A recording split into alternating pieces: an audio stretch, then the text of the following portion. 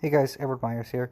I've tried recording this a bunch of times already, so I just want to get through this.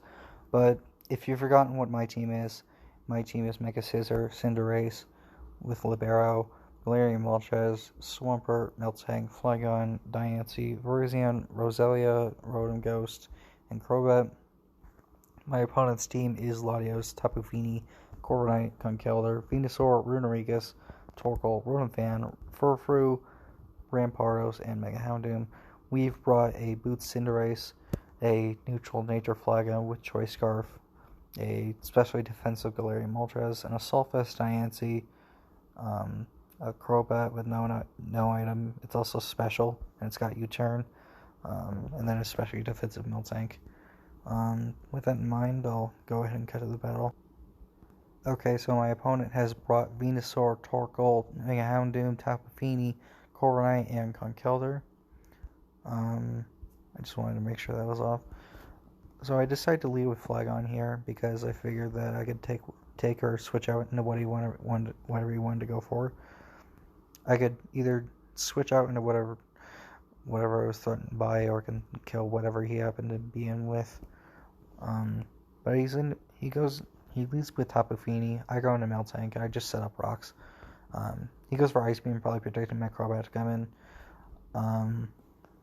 So he goes into Corviknight. I just set up rocks, and then I go into Moltres, protecting him to go for like a Bulk Up or a Brave Bird or whatever. No, I can take two. So he goes for a Bulk Up. I go for a Nasty Plot. Again, I knew I could take a Brave Bird, and I could take a +2 Brave Bird here. I'm gonna get below half, but I'm still gonna take it. So, and I go for a Fiery Wrath as he sacks it off his Torkoal.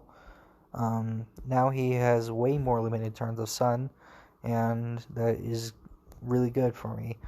He goes into Houndoom, and I go into Diancie. Again for the 10th time.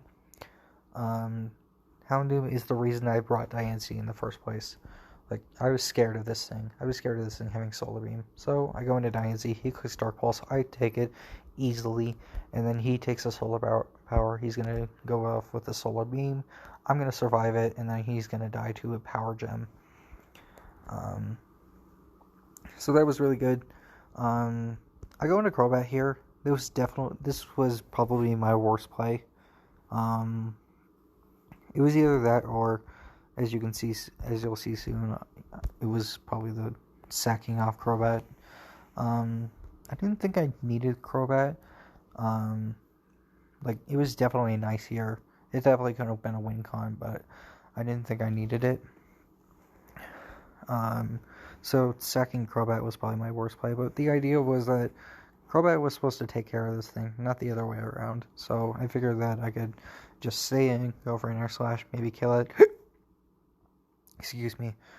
But I was way off, and he goes for a Growth, and then a Weather Ball, and then my Crobat's gonna die.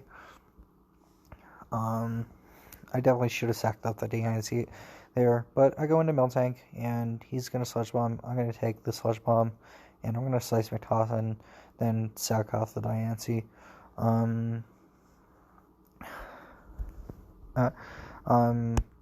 But what I should have done is I definitely think that going to Crobat was maybe a bad play, but I didn't think it could have maybe worked out. My worst play was sacking the Crobat, when I didn't really have to, but I sacked the Crobat anyway, and I went into Miltank. I took the Sludge Bomb. I tossed off the Seismic, and then I went into Diancie just as a sack because I didn't really think I needed Diancie anymore. Torkoal was dead. Houndoom's dead. Dice to Venusaur. Dice to Tapu Fini. Dice to Corviknight. Dice to Conkeldurr clicking Mach Punch. Again, I didn't think I needed it at all. So he goes for Giga Drain for some reason. I think it would have made more sense to go for Sludge Bomb there, to be honest. But either way, he's still in Sucker Punch range. So he goes into Conkeldurr, and he's going to cook Mach Punch, or not Mach Punch, he's going to cook Facade. Not Facade. He's going to cook Knockoff, and he's gonna get his guts boost, but I still take a Mach Punch. So he decides to go into Discorbinate, and I just go for an Air Slash because I hit everything. He goes on Tapu Fini, and I'm just going to sack the Moltres here because I would rather the Moltres goes down as opposed to Cinderace or Flygon.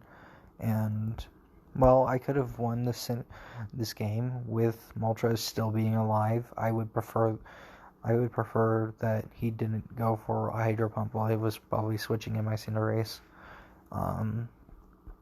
Like, if I went into Cinderace there and he clicked Hydro Pump, I probably lost the game, to be honest. So I'm just going to Air Slash this thing to death, or try to Air Slash this thing to death. He's going to get a Moonblast off there. I'm going to get my Berserk Boost, and he is going to take a little bit more damage off the Air Slash. Nothing that kills it, though. I want to acknowledge the flinch real quick.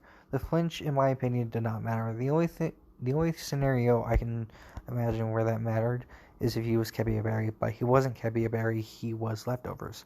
So, I'm going to go into my Cinderace, and I'm going to click Gunk Shot, and I'm going to kill this Tapu Fini. And now that Tapu Fini's gone, I'm going to click High Jump Kick here, because I was kind of worried about him going for Earthquake if he had that.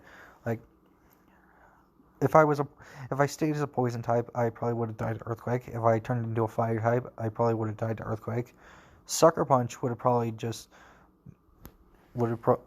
been me forfeiting the game. And then High Jump Kick, I clicked High Jump Kick here because if he did click Earthquake, then I would have survived that by turning into a fighting type. But I don't kill this thing, and he clicks Facade and kills my Cinderace. But now that he's weakened down, I can go into Flygon and I can click Earthquake and kill this thing.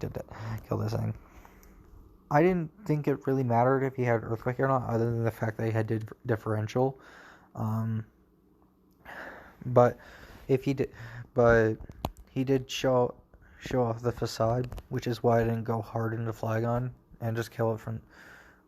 Hard into Flygon would have just been a choke play, but I'm gonna go ahead and leave off of this video because I want to stop recording already.